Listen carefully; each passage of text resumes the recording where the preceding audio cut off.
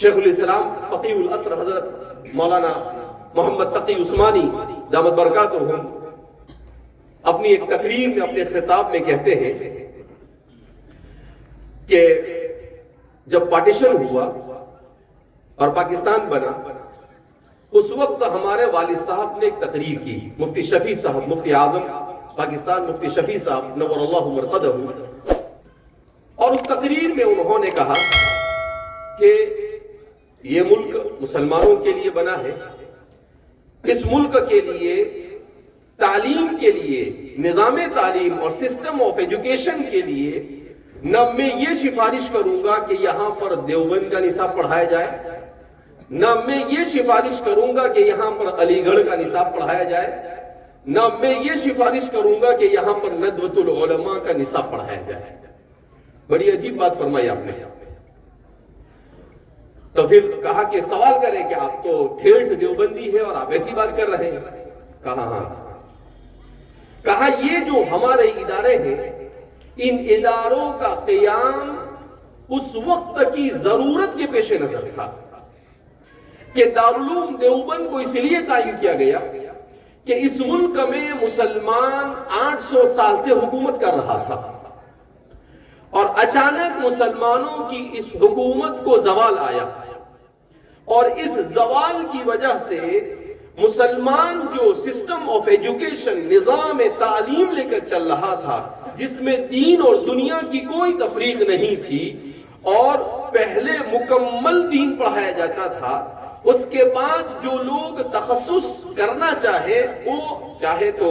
دنیاوی علوم میں کرے چاہے دینی علوم میں کرے، مگر ہر شخص دین کی بنیادی تعلیم سے واقف ہوتا تھا۔ اسی لیے لارڈ میکالے نے 1833 میں جب ہندوستان کا جائزہ لیا تو اس نے یہ کہا کہ اس ملک میں میں نے لوگوں کو خوشحال دیکھا،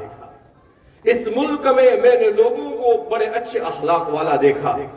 اس ملک کے لوگوں کو میں نے بڑا تعلیم یافتہ پایا، مگر اب میں ایک ایسا نظام دے کر جاؤں گا اس ملک میں کہ 50 سال کے بعد اس ملک میں سوائے عیسائی کے اور کوئی نظر نہیں آئے گا۔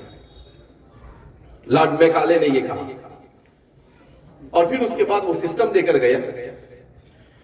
تو انہوں نے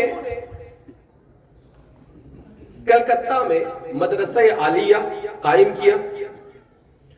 اس کے بعد مختلف جگہوں پر بمبئی میں اور مختلف جگہوں پر یونیورسٹیاں بنائی،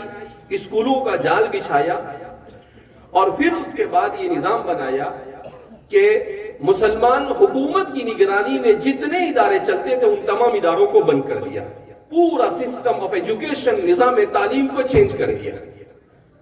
کہتے ہیں کہ صرف شہر دہلی میں 1000 مدرسے ہوا کرتے تھے۔ کتنے؟ 1000، سب بند ہو گئے۔ اب ایسے حالات میں حجت الاسلام حضرت مولانا قاسم صاحب نانوتوی اور ابو حنیفہ ثانی حضرت مولانا رشید احمد گنگوہی، حاجی ذوالفقار احمد صاحب اور ان کے رفقا یہ کھڑے ہوئے اور سر جوڑ کر بیٹھے کہ اب ہمیں کیا کرنا چاہیے۔ حجت الاسلام حضرت مولانا قاسم صاحب نانوتوی کے حالات میں لکھا ہے کہ سب سے پہلے تو یہ مشورہ طے پایا کہ ہم صالحین کی ایک جماعت کو بھیج دیں مکہ مکرمہ، اور وہ نیک لوگوں کی جماعت مکہ میں رہ کر کعبۃ اللہ کے پاس اور قبولیت دعا کے جتنے بھی مقامات ہیں ان تمام مقامات پر اللہ سے یہ دعا کرے کہ اے اللہ ہندوستان کے مسلمانوں کے اسلام اور ایمان کے بچانے کی تدبیر پیدا فرما۔ تو فرماتے ہیں وہ جماعت وہاں گئی، وہ دعا میں مشغول ہوئی، ان کا کام سوائے دعا کے اور کچھ نہیں ہوتا تھا۔ حضرت مولانا رحمت اللہ صاحب کیرانی جنہوں نے مدرسہ سولوتیہ قائم کیا تھا، وہ ان کے کھانے پینے کا انتظام کرتے تھے، اور پھر اس کے بعد اللہ رب العزت نے ان لوگوں کے دلوں میں یہ بات ڈالی کہ چونکہ اب حکومت کے سہارے ہم اپنی دین کو زندہ نہیں رکھ سکتے ہیں، اور اللہ نے اسلام کو ایسا بنایا ہے کہ اسے زندہ رکھنے کے لیے نہ بادشاہ کی ضرورت ہے، نہ دولت کی ضرورت ہے، نہ حکومت کی ضرورت ہے، بغیر کسی اسباب کے بھی اللہ اپنے دین کو زندہ رکھ سکتا ہے، اور اللہ نے یہ کر کر دکھایا۔ تو اللہ نے ان کی دلوں میں بات ڈالی، یہ سب جمع ہوئے اور پھر اس کے بعد انہوں نے اس جماعت کو پیغام پہنچایا کہ ہمارے دلوں میں یہ بات آئی ہے۔ تو سب نے اتفاق کیا کہ بھائی عوام الناس سے روپیہ جمع کر کر، چندہ کر کر، پیسے جمع کر کر ہم مدرسے کو قائم کریں اور وہاں پر مکمل دین کی تعلیم کا اور ضروری چیزوں کا ہم انتظام کریں۔ اس طرح سے کہا۔ وہ اس لیے دیوبند کے اس نظام کو اس وقت دین کے غلبے کے ساتھ قائم کیا گیا تھا